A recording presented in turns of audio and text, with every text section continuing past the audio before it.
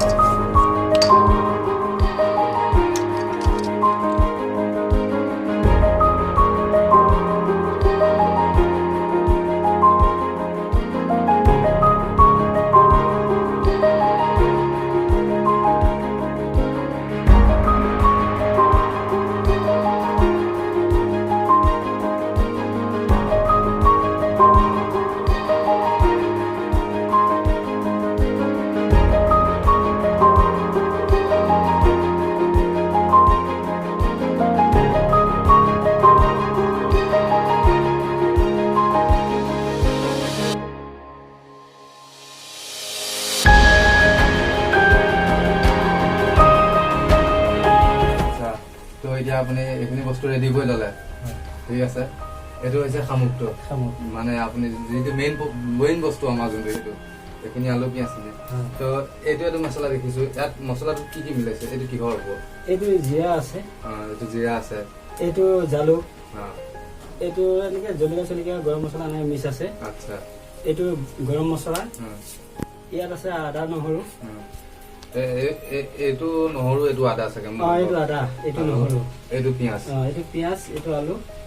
এইটো গোটেইখিনি দি কৰি ধুনীয়াকে হেৰি কৰি বনাম। এতিয়া আপুনি কেনেকে ষ্টাৰ্ট কৰিম বুলি ভাবিছে? মই এতিয়া আলুখিনি বৰ্তমান ফাৰ্ষ্ট ফ্ৰাই কৰি ল'ম। আলুখিনি প্ৰথমতে আপুনি ফ্ৰাই কৰি ল'ব। ফ্ৰাই কৰি আলুখিনি এক্সট্ৰাকে বাচন তাত থৈ দিম। তাৰপিছত মা মছলা এইবিলাক আলুখিনি ফ্ৰাই কৰি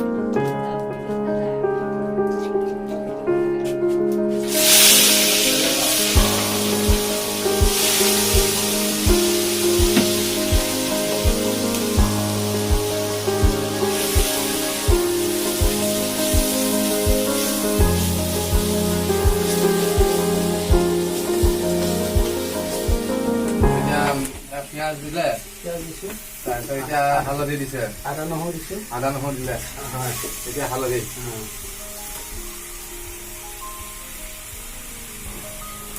পোন প্ৰথমে মানে মছলাখিনি বনাই ল'ব আৰু। হয়, মছলাখিনি বনাই লওঁ। এতিয়া জিৰাটো দি দিম। দেখিবলৈ পাইছো এতিয়া জিৰা দিছে তেওঁ।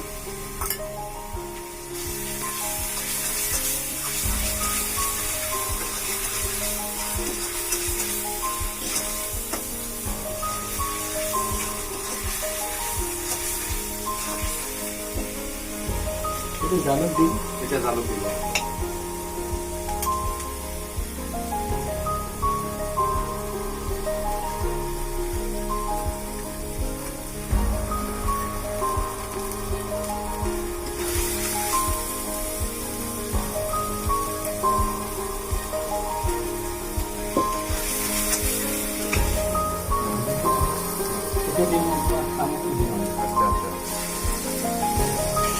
Ahí voy ya. এইটো এতিয়া গৰম পানী যোনটো আপুনি মিলোৱা বুলি কৈছিল যে মছলাটো যে মছলাটো মিলাই দিছে এতিয়া তাত দি দিব আৰু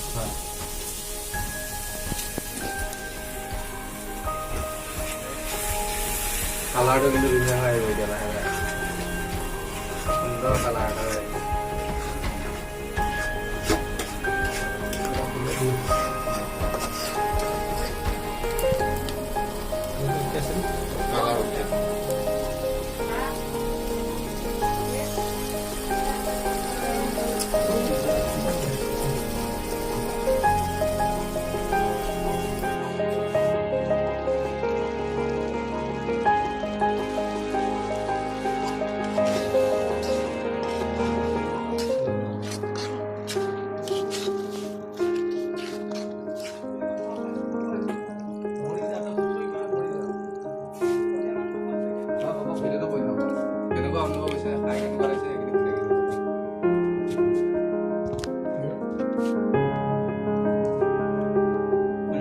মানে মছলা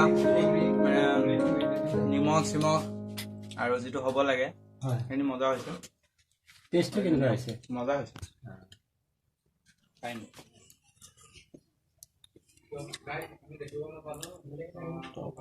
কি হৈছে কেনেকুৱা হৈছে এই সোৱাদটো কেনেকুৱা পাইছে আপুনি সোৱাদটো খুব ধুনীয়া হৈছে আমাৰ একদম ফ্ৰেছ অসমীয়া খাদ্য আৰু যোনে এবাৰ খায় সি মানে দ্বিতীয়বাৰ ক'ব লাগিব আৰু দ্বিতীয়বাৰ বিচাৰি ফুৰিব লাগিব আপোনালোকেও এই ভিডিঅ'টো চাওক সেইমতে খাওক